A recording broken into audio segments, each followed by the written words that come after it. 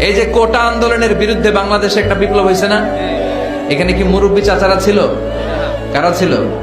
আমার দেশের দামাল ছেলেরা, তারুণ্যের উচ্ছ্বাস নিয়ে তারা এসেছিল। তারা জ্বলে উঠেছিল আপন শক্তিতে।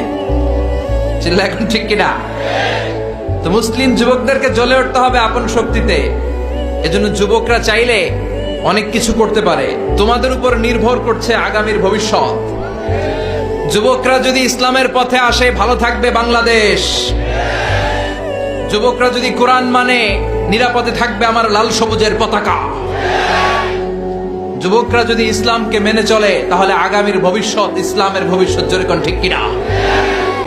এই যে কোটা আন্দোলনের বিরুদ্ধে বাংলাদেশে একটা বিপ্লব হয়েছে না? এখানে কি মুরব্বী চাচারা ছিল? কারা ছিল? আমার দেশের দামাল ছেলেরা, তারুণ্যের উচ্ছ্বাস নিয়ে তারা এসেছিল। তারা জ্বলে উঠেছিল আপন শক্তিতে। চিল্লা এখন ঠিক কিনা?